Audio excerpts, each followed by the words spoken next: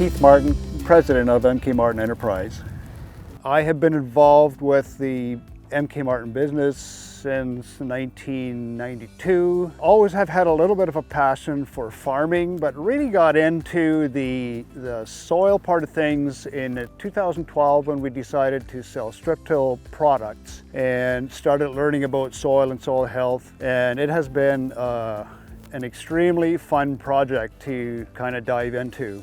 So really cool, because the thought process was, can roots replace our tillage? The challenge was that there was no data.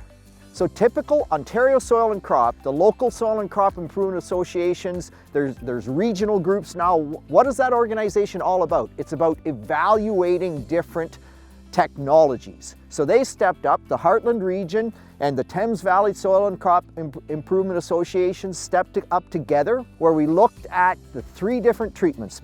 The conventional, which, you know, we did nothing but whatever the farmer would normally do. No cover crops, whatever rotation he was in, typically corn, soybeans, wheat, but sometimes just corn, soybeans.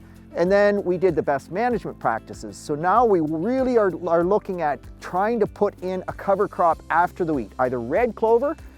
If the red clover doesn't catch, it's peas and oats, but a legume and a grass crop, and trying to get some cover crop, but always killed in the fall. That was the strategy, kill it in the fall. So now we don't have living roots all the time. The third treatment, the plant green treatment, we're really looking at keeping living roots in the soil all the time. So either in the corn crop when it's small in phase 1, in phase 2 that got a little tough on us, so we would seed rye after the corn came off. And so now we have living roots from the rye. It goes from corn to either annual ryegrass or cereal rye.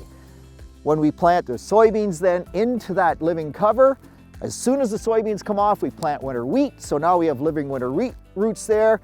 Once the winter wheat is off, we plant an 8-way multi-species mix into the wheat. And again, living roots, we try to keep the living roots there 24 hours a day, 7 days a week, 365 days of the year, so that we're always feeding that soil biology and hopefully creating good structure, but also, you know, that the roots are doing the tillage for us.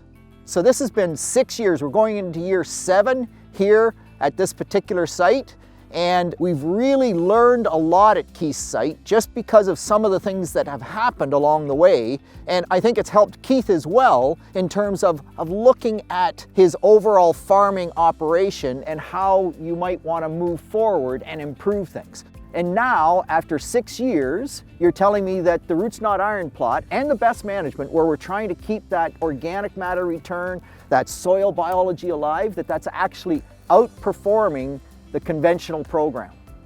That's what I've been experiencing now. I've been using these practices on the rest of my ground that I till as well. I keep cover crops going, and I just can't stop. I'm on the wagon. I'm loving it. It's just too much fun. You're drinking the juice, right? I'm drinking the juice. Yeah, that's exactly it. That's exactly it. It's way cool. Cover crops, I found, is something that we should all be doing, we should dabble with. And if you're going to start with it, start slow, start with something easy, something simple. The other thing too is, if you're going to look into different types of tillage practices, or no tillage or strip tillage, don't expect immediate results. Your soil is going to take a few years to catch up to what you're doing, the changes you're making, but also don't give up.